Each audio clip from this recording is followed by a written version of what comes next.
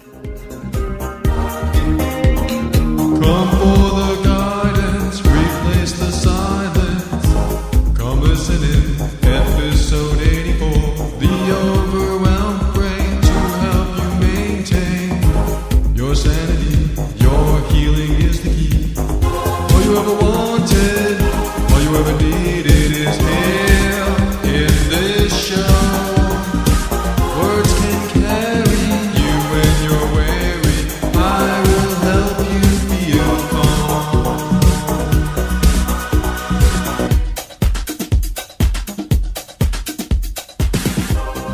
Rising higher than mainstream thinking. Are you annoyed by affirmations? When someone comes up to you and says, "Think positively," do you say, "Really? It's that easy? What's the first step? Wait, where are you going?" If affirmations feel like lies and positive thinking feels like denial, then start the journey of incredible learning and growth so that you can create the life you've always wanted now.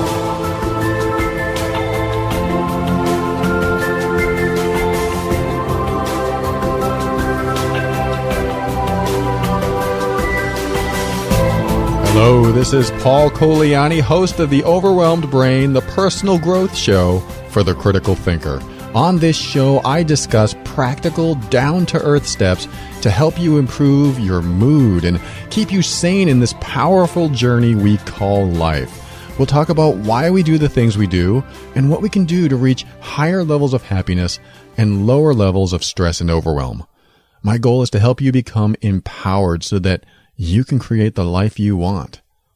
And to keep this show going week after week, I look for different ways to generate income, quite frankly. And one of those ways is when you shop at Amazon. When you visit theoverwhelmedbrain.com, you'll see an Amazon button that you can click before you make your next purchase from them. If you value this show and want to help keep it going, just do what you're already doing, shopping at Amazon. Use the link on the website before you do. If your life is changing in any way because of what we talk about here, then using the link is a great way to help. Hey, and if you don't shop Amazon but still want to show your support, there's also a donate button on the site too. Visit theoverwhelmedbrain.com. All right, let's start the show with today's quick quote. Today's quote is by Paul Coliani, host of The Overwhelmed Brain. Yes, me. I want to talk about a very specific subject. So I'm going to create a quote for this very episode. Here it is. A breakdown is when you've exhausted every option and have no choice but to accept the fact that you are powerless to create the outcome you want. A breakthrough has the same definition. When you can accept that you have no more options and there's absolutely nothing you can do about a situation, you decrease or completely eliminate your resistance to not wanting it to turn out a certain way. Or, in simpler terms, when you know there's absolutely nothing you can do, you stop trying. And when you stop trying, you're free from the stress and burden of controlling the outcome. The hard part for many people, including myself, is that we want a certain outcome. I mean, that's why we do what we do anyway, right? That's why we do anything. When I wake up in the morning and I'm hungry, I want to eat. The outcome will be that I'm no longer hungry. I work to create an income. The outcome of that will be that I have money to pay bills and eat and take care of myself and my family. That's the outcome I want. So I do the steps needed to get that outcome. All of our actions lead to some sort of outcome. But what happens when, no matter what we do, we can't seem to get the outcome we want? I once talked about my car breaking down in Flagstaff, Arizona. I was panicky. I was stressed, and I had no idea how I was going to get my car and all my stuff in my car back to Texas. I was 1,000 miles from home. I had no cash, and I think I had a gas card. I was truly running out of options because even if I could get myself home, I still had thousands of dollars of equipment in my car, let alone the cost of the car itself. This was a pivotal moment in my life because I made a choice that changed my life forever. My panic of not being able to get my car fixed and having no way to get it to Texas was hitting me hard. I felt like I was dying. I think about it now and go, really? I thought I was dying? But if you've ever been so panicked by a situation, you know what I mean. Your heart beats hard in your chest and you sweat and you feel like it's the end of the world. I put more value on my stuff over my own well-being, and that caused me to prioritize the wrong things. When I realized that not only would I not be able to get my car fixed, but I would also have to leave behind all the material items that I had in my car as well, I almost passed out because I was so distraught over losing all my stuff. And at the pinnacle of fear that I was going to lose all my stuff on that sunny day in Arizona, at the absolute height of my anxiety and panic, I popped. It's what I call shocking the nervous system. I had a breakthrough. There was nowhere left for my fear and panic to go. They kept getting stronger and stronger until the pressure was so great that whatever contained them exploded. It's the balloon analogy. My fear and panic were filling the balloon. The more I realized I couldn't get out of this situation the way I wanted to get out, the bigger the balloon got.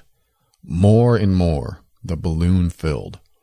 And when there was simply no more room for that fear and panic, and the pressure became too great to contain anymore, the balloon popped and released all of it. All of my fear and anxiety were instantly gone, and I was suddenly free from worry and stress. All that fear gone in an instant. And as soon as it was released, my head was clear, and the answer came to me in a moment. And I was at peace. I got to find out what happens when the absolute worst case scenario comes true. I thought that the absolute worst thing that could happen is that I'd lose my car and my stuff. This felt like a nightmare to me. But when it really did happen, and the realization came up that there was nothing I could do, I had a choice to make. Submit or continue resisting. Actually, it wasn't really a choice at all because submitting to what is was the only way out anyway.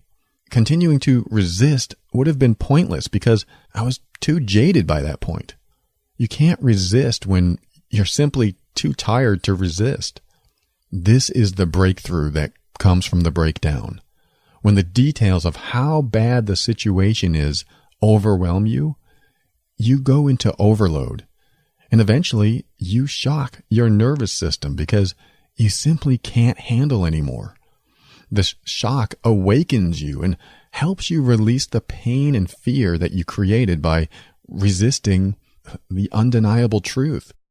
And even when the truth isn't completely undeniable, it's still freeing to let go of where things seem to be heading. When I stood there at the trunk of my car with the tow truck driver who said there was nothing he could do, my fear, anxiety, and panic rose to epic proportions, causing me to break down. The most wonderful thing happens when you have a breakdown. You get to start over with an entirely new perspective. After my emotional balloon popped and released all the fear, I felt a peace wash over me. Suddenly, the material things like my car and everything else inside of it meant nothing because I had done the one thing that released everything. That one thing is what helped me let go of attachments and move into well-being. I felt normal and happy again. Even though nothing about the circumstances changed, I was still stuck in Flagstaff and I was still going to lose everything I'd been traveling with. But this event in life showed me that life is only a battle when you make things more important than yourself. Sure, the people in your life can be important, but stuff, that's just stuff. Breakthroughs happen and they change everything. My breakthrough happened after a breakdown in Arizona. And since then, I've let go of many of my attachments. I still like stuff, but I'm not attached to what I like anymore. It takes away the stress and the fear of losing it. Breakthroughs are powerful, and they can change your life in an instant. Stick around. Maybe there's a breakthrough waiting for you in this very episode.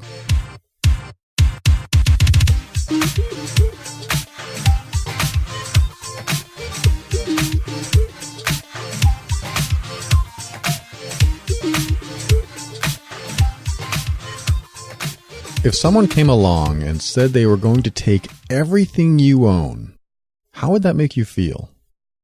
What if they said they wanted to take your photos and all the gifts that anyone close ever gave to you? Would that upset you? For most people, it would. Most people would get angry or scared. They would not want it to happen, so they would resist and likely try to stop the person. Now think about that for just a minute. Someone comes along and says they're going to take away all this stuff that is precious to you. How do you feel about that? Really think about what you'd lose. How does that feel? What's that like? All right, stay in that feeling for just a few more seconds, and while you do, imagine this person now says that they need your pinky finger for a minute. You'd be like, what for? They tell you that they need to cut it off. Cut it off? What? No! It wouldn't matter what you said, because in a moment, they're going to cut your finger off your hand. How does it feel knowing that is going to happen? I know this is awful to think about, but I'll take you back to a good place in a moment. But what's it like to know someone is going to remove your finger? Now, keep that feeling and come back to your stuff. Knowing your stuff is going to be taken away from you. How important is that compared to your finger? When you think about losing your stuff and losing your finger, does your stuff not seem so important anymore? Are you even thinking about your stuff anymore, knowing that in a few minutes someone's going to cut your finger off? For most people, the stuff doesn't seem important at all anymore. After all, they've had their pinky all their lives and they don't want to lose it. But knowing that someone is going to cut it off puts things into perspective, that's for sure. Now, you're not going to lose your pinky, at least not in this exercise, and you're not going to lose your stuff, again, at least not in this exercise. However, the reason I wanted to give you this contrast is because we forget how much value we are to ourselves. It's one of those lessons in you don't know what you have until it's gone. I'm assuming most of the people listening to this show still have their pinky fingers, but if you don't, just imagine another body part that you'd prefer not to lose when doing this exercise. We are used to our body and all its parts, but we don't typically consider what it would be like if something on us didn't exist anymore, at least something that we'd normally want to keep. When you compare losing a finger to losing photos and other sentimental objects, most of you would gladly let the photos go if it meant you got to keep your finger. You might miss the photos years later, but you'll be so grateful that you didn't lose your finger that day, and you could probably get over the loss of your stuff pretty quickly. And that's what I mean when I say life is only a battle when you make things more important than yourself. Life is hard when you believe that what you can buy in a store has more value than you. Life is a struggle when you take yourself out of the equation of the circumstances that happen to you. The reason a lot of us get so stressed about losing our stuff is because we forget just how precious our lives are. Your life is precious, and you have more value than you can ever imagine. I know this is true because when you think about someone wanting to take your finger, you're likely to ignore the world around you so that you can protect yourself. The idea that you'd lose a finger opens up the level of awareness inside you that knows what's most important. Your brain, aka you, determines that losing a finger is more important than losing pictures. Therefore, your perspective changes. Sure, you'll miss those pictures, but you'd miss your finger even more. When I lived in California, I remember one night specifically where I heard on the news that our neighborhood was in line with a wildfire. Essentially, I only had minutes to decide what to keep and what to leave behind. Having just moments to decide what you'll have to leave to burn and what you'll have to take is a challenge I hope none of you ever face, though I'm sure some of you have.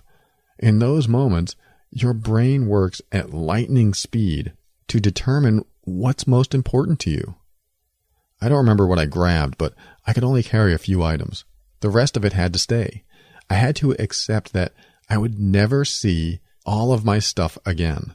I determined what was most important and then left the house.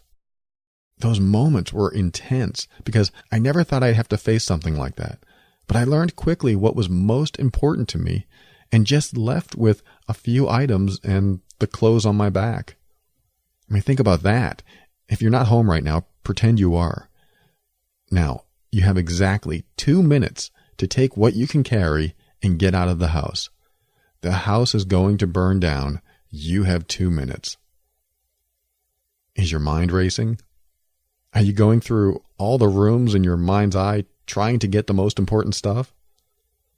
Okay, you now have 1 minute, which may be barely enough time to get to a safe distance. So you really have less time. It's intense, isn't it? What do you save? What do you leave behind? And in the last 10 seconds, you run out with what you chose to save. What did you save? Was saving yourself as important as saving your stuff? Well, it was probably the most important because without you, the stuff you saved really has no value to you, if that makes sense. I mean, if you're not there to use it or appreciate it, then that stuff doesn't mean anything to you. But you are more important than your stuff. So you ran out before the fire hit. Remember, life is only a battle when you make things more important than you. To learn and embrace this in your life is a breakthrough. What gets many people, though, is that they've taken advantage of existing. Because we will never really know life until we are near death, it's hard to be as grateful for existing. But when you're in a situation that reminds you of how precious life can be, whether someone you love died or you were close to death yourself, you start to realize just how amazing it is to be alive. I'm not saying you need to be near death, but it helps to think in terms of what it would be like if you knew that if something didn't change about your life, you could die. I know that sounds morbid, and it's probably not very good advice, I'll admit, because we're all in a different space with that thought. But just think about it the same way you just thought about having to leave your home within 2 minutes. Think about something in your life that you are used to, or perhaps have taken advantage of having in your life. Now, think about what it would be like if you knew in 2 minutes it wouldn't be there anymore. It could be stuff, it could be a person, whatever it is. Imagine in 2 minutes it no longer exists. What would you say or do knowing you only had 2 minutes? This isn't a very easy exercise, but what it does is reveal something inside of you that may be lingering. Lingering thoughts are those that you don't give much thought to because they're always there. But if you had to take action in 2 minutes, lingering thoughts come to the forefront, and suddenly you're taking action. It's impulse shopping for the brain. You were waiting to take action before, but now you have a limited time to take action now. Do this with people and things just as an experiment to see what happens. I mean, what comes up? What thoughts or ideas come up that weren't there before? Do you get any insights? Do this just to see where your mind goes. I mean, don't really take action as if this thing or person was going to disappear, because that might confuse people around you. But just see where your mind goes. I'll call this the 2-minute breakthrough. Create a scenario where you know you have 2 minutes before the thing or person disappears. And then figure out what you do or say, knowing you only have that amount of time left. It reminds me of the movie Terminator 3. I know it's a weird reference, but hear me out. There was a part of that movie, before things got all crazy, where Arnold Schwarzenegger and 2 other actors were at a peaceful park next to an RV. It was a beautiful day, and Arnold, who plays a character called a Terminator, gives the 2 other main characters the bad news. He said in approximately 2 hours, there will be a nuclear war. So here's this beautiful nature scene that feels so peaceful, but in 2 hours, all of it's going to be destroyed. This is my favorite part of the movie because it forced me to be extremely present. The movie took me from peace and tranquility to high alert. I'm not saying that's a good feeling, but it did make me completely aware of how much I take advantage of everyday things, like sitting in nature. Now, since that movie, when I sit in nature now, I think about how good it feels and how much I am appreciating it. Just that one scene made me realize that I wasn't as present as I could be much of the time. Terminator 3 isn't one of those movies you think about as being spiritual, but sometimes one scene can make a movie because of how it changes you. I've watched some pretty terrible movies in the past, but sometimes a scene that changes my perspective can make it all worth it. That scene shocked my system. It interrupted my flow of thoughts and emotions and shook me into a realization that, yes, it could all end tomorrow. But I didn't see it as a scary view of a possible future. I saw it as an opportunity to be present in the world today. Use the 2-minute breakthrough process with everyday things in your life and see what happens. Maybe you're at work and your boss tells you to do something. Use the process to imagine what it would be like if you never saw your boss again. He or she simply didn't exist in 2 minutes. Would it be better? Worse? What would it be like? When you go through this process, you understand what your real thoughts and feelings are on things. You take a thought to the end and see what happens, if that makes sense. It feels real when you do it too, because your brain does some interesting things to create a new reality. Breakthroughs happen because of something unexpected. Doing this process typically brings up the unexpected. Usually, thoughts and ideas you never would have considered arise. And when they do, you get to think differently than before. I said earlier that a breakdown is when you've exhausted every option and have no choice but to accept the fact that you are powerless to create the outcome you want, and that a breakthrough has the same definition. The 2-minute breakthrough is like a mini breakdown, and having done it, you could be presented with new information leading to a breakthrough. And breakthroughs lead to taking action. A breakthrough is inspired thought. And taking action on inspired thought can sometimes take you very far. Now, let's change the subject. I want to talk about assumptions. You'll find out why shortly.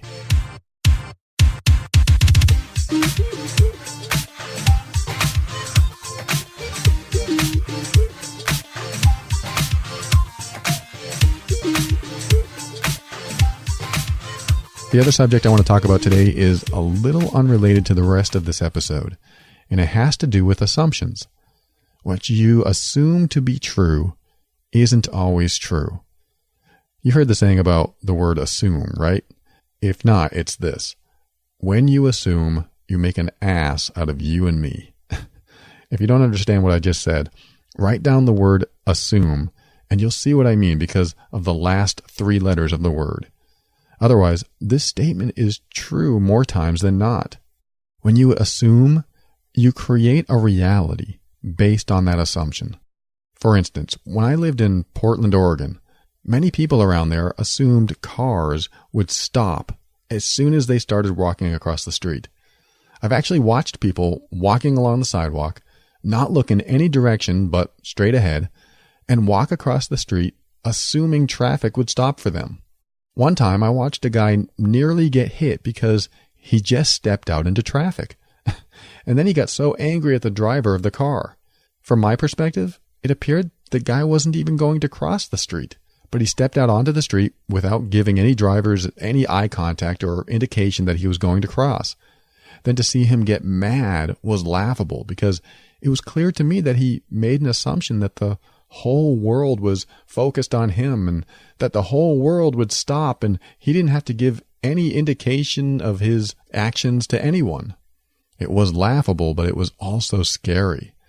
It was scary to realize that some people will just assume, and then they make that assumption a reality. Assumption is not reality. And when you make assumption reality, you can take action and make decisions based on what may not be true at all. This is why it's so important to verify what you assume before you believe it to be truth. I'm not talking about religion or anything like that here. I'm talking about everyday stuff you might take for granted. For example, a few years ago when I was working as a subcontractor at a hospital, I assumed that the hospital would hire me on full-time at the end of my contract. After all, I kept getting hints that they wanted me, but no one ever brought me into their office to officially offer me a job. But I assumed for months that they wanted me. However, I never verified that when my contract ended, I would actually be hired on. So after a few months, I decided that I really needed to know if my assumption was true. It turns out it wasn't true at all.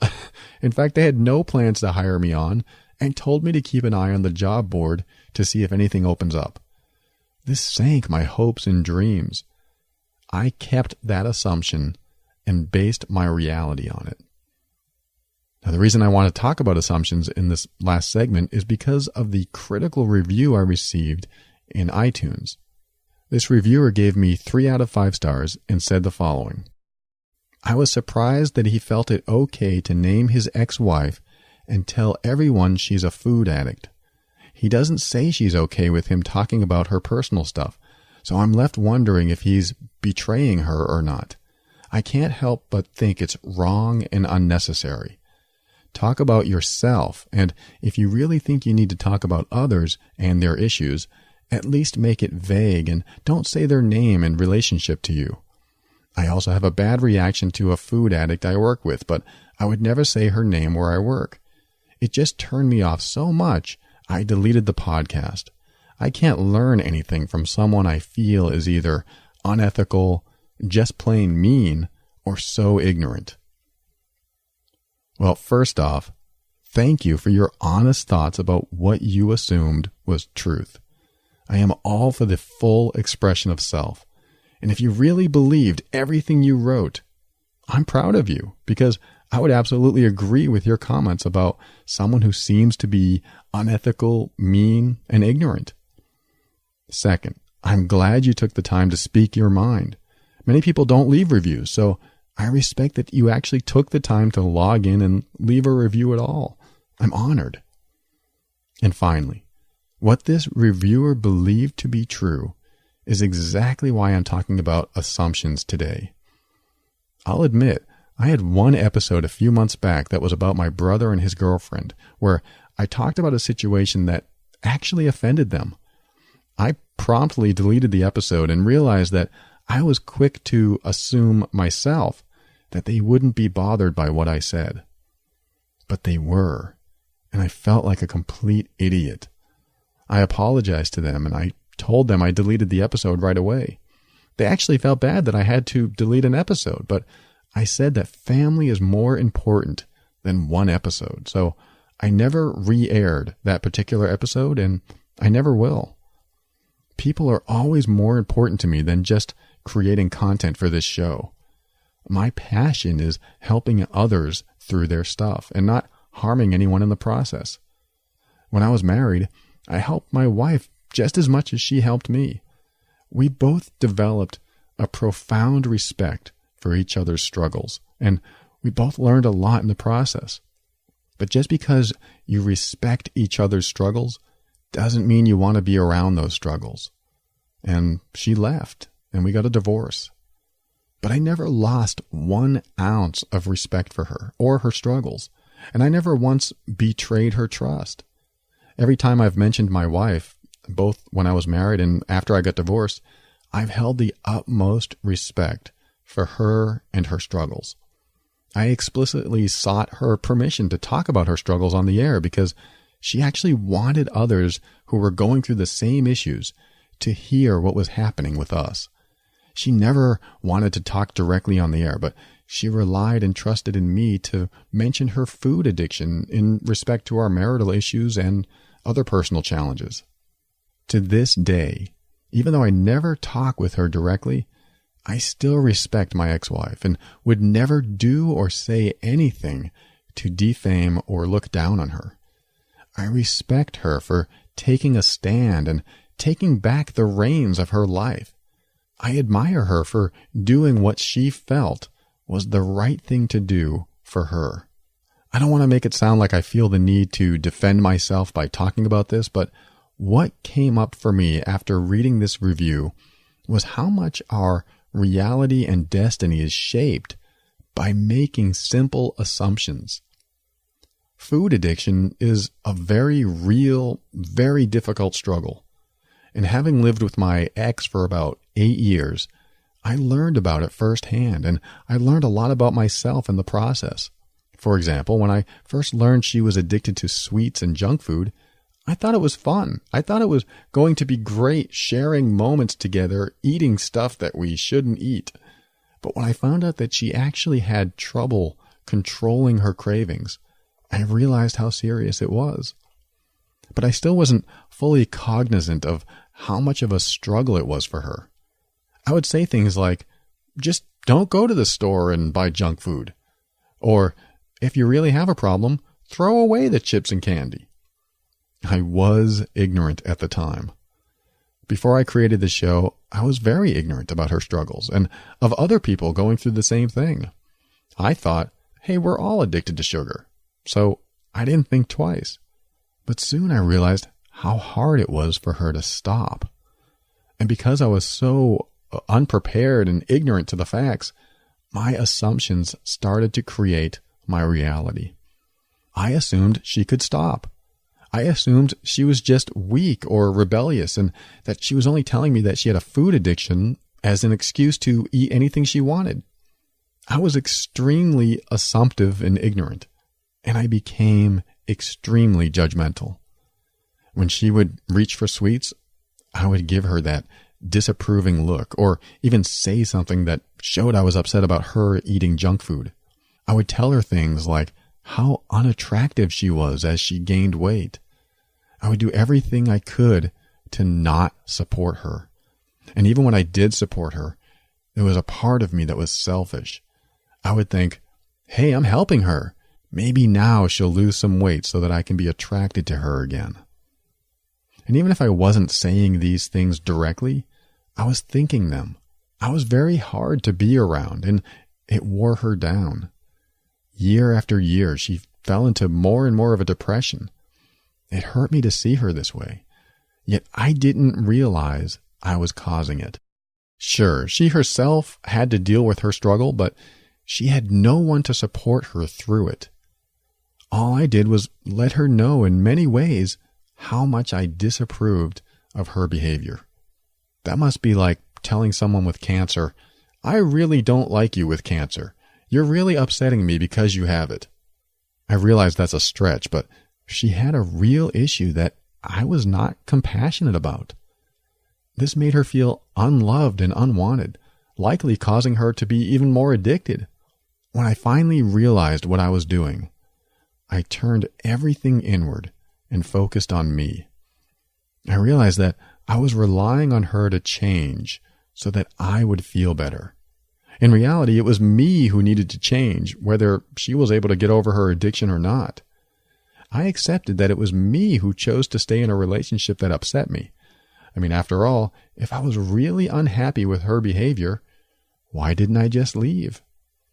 I'm not saying that was the answer, but I did realize how much pressure I put on her to change when all this time it was my lack of compassion and support that made her feel worse and worse. And regardless of the inner healing that I went through and the more compassionate and supportive that I became after that, it was already too late for her. She was jaded by the years of getting mentally beat up by me that she had to go. She did see me change, and she liked what she saw, but it was still too late, and she was moving on.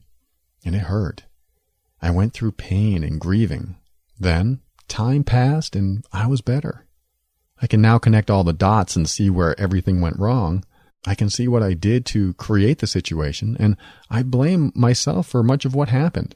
I especially have to look carefully at what assumptions I made throughout those 8 years. Think about all the assumptions you make about people or events and believe that you know what reality or truth is. My assumptions led to my judgments about her behavior and intentions. Now, the reviewer made assumptions that I must be betraying my ex-wife or being mean towards her because of the struggles I mentioned about her food addictions. Now, people assume things all the time and then dangerously move forward with that assumption without finding out what's true before they do. Do you know what's true? Or do you assume and move forward relying on what you've assumed? I am now in a very healthy relationship. I keep it healthy by never assuming anymore and addressing things as they come up. If I assume she is mad at me, I'll ask her if she's mad at me, and then we'll talk about it. Now, some hard truths come out that way, but they are grounded in reality. They're hard to hear, but there's no misinterpretation. Well, sometimes there is.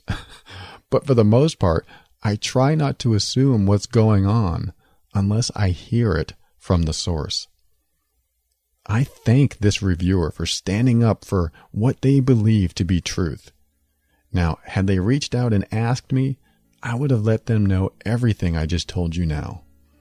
It's not easy to hear someone call you mean or unethical when you know in your heart that you're not. And at the same time, I don't want to assume that this reviewer had any ill intentions towards me. In fact, this is the kind of person you want sticking up for you. When they are this passionate about what they believe, they will always do what they feel is right.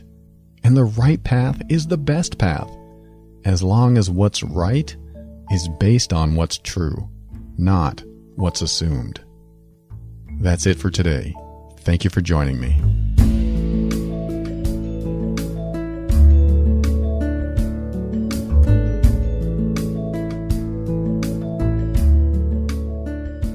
Thank you for listening to another episode of The Overwhelmed Brain. Typically, I would thank a lot of people right at this moment, but the list is just way too long to read during the ending or conclusion of the show. So what I did is, after the music ends, if you've reached out to me in some way, shape, or form, I want to thank you personally. So listen for your name after the music ends. Otherwise, I do want to make a couple special mentions right now. And one is a special thank you to Vema for her generous donation to help support the show. Thank you so much, Vema.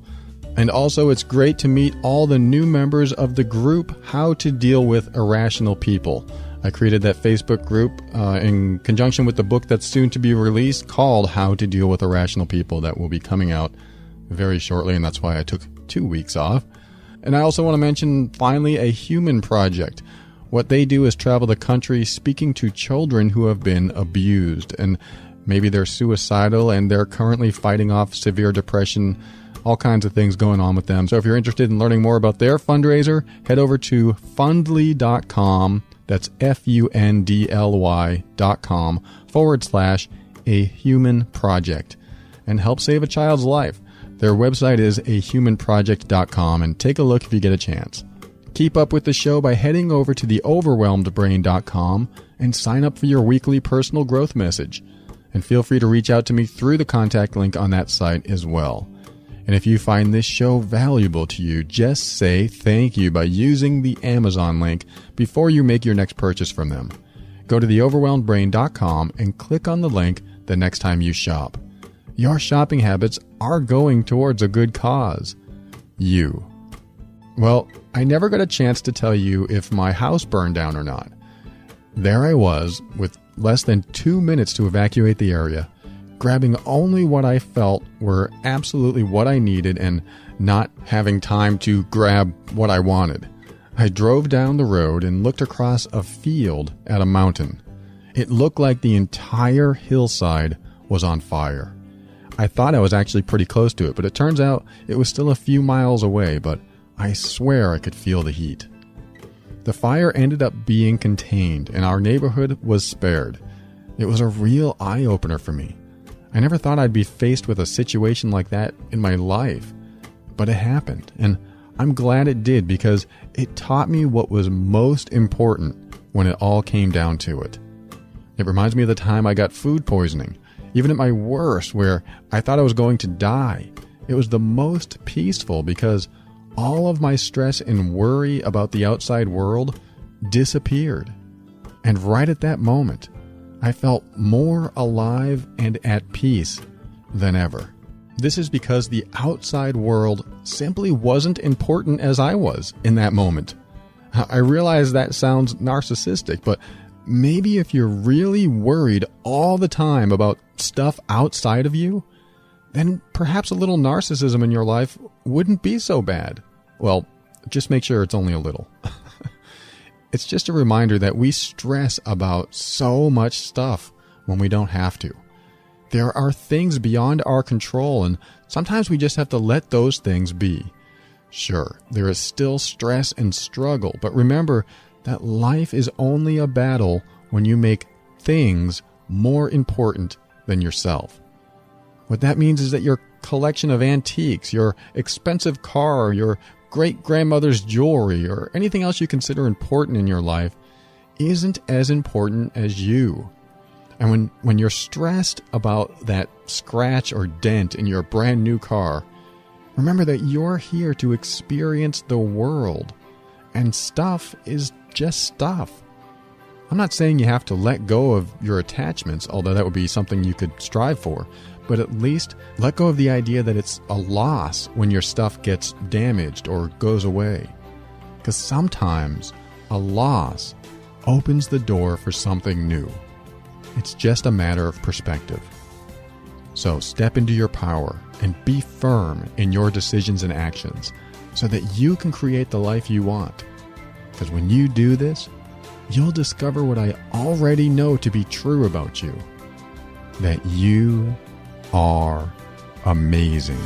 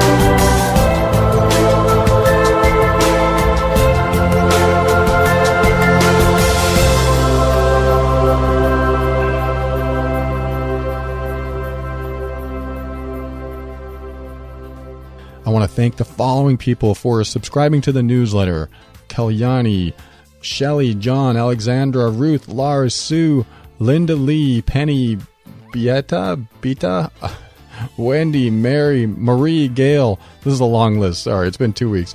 Catherine, Steve, Ashley, Liz, Hope, Zendi, Sheila, Sergio, Carl, Cecilia, Marlene, Abby, Susan, Tanya, Jason, Corrine, Carrie, Mohammed, Abhaz, Jeffrey, Sebastian, Kaylin, someone named S, Bo, Jerry, Margaret, Josie, I think it's Josie, and Tony.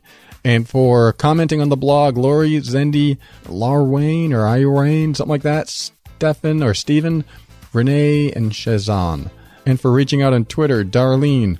And for those who connected with me or liked the Facebook page, Kara, Dan, Jean, Phil, Scott, Greg, Kathy, Michael, Taniqua, Jade, Ashley, Fred, Ange, Gina, Kara, Sean, Mohammed, Hope, Kyle, Abby, Lauren, Fidela, Susanna, Charles, Jade, Max, Stefan, Lizzie, Seek Out the Positive, and Ralph.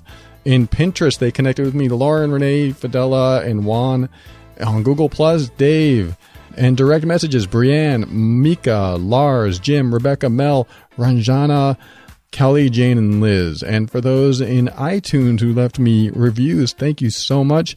Faith Oddens, Ragna Tap, Overwhelmed Girl, PA*UL, JJRM1, and one more whose name I won't mention because we talked about it in this show. And finally, YouTube, for those subscribed to YouTube, Load 291, Miller Carl 18, John, and BMNAIR. And if I didn't mention your name, I want you to reach out to me and say, hey, you didn't mention my name. What's going on? It's been 2 weeks and the names keep building and building. And as the show gets more popular, the name list gets longer. But keep your comments coming, keep your emails coming. Reach out to me on Facebook, on Twitter, on all those places I mentioned. And I look forward to connecting with you there. And if you're still listening to the end of this show, what else can I add? Oh, I got one. This is something I love to repeat to myself, just in case I ever start, falling off the wagon, so to speak. And it's a tip I heard, I think Jim Rohn said this, R-O-H-N. I think what he said was, you are the average of the 5 people you hang around with most, or something like that. And what he's trying to say is that you will only get as far and be as successful as those you hang out with. I really like that advice because I've taken it to heart.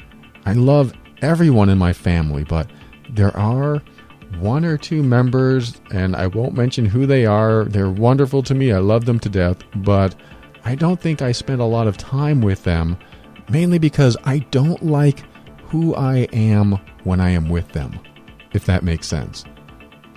And that's what I take from that advice, is who you become when you're around people is how you can measure your level of progress and success. So that's all I can think of. I just threw that in there because those of you still listening, I just wanted to connect with you one more time before the show ended. We'll connect again soon.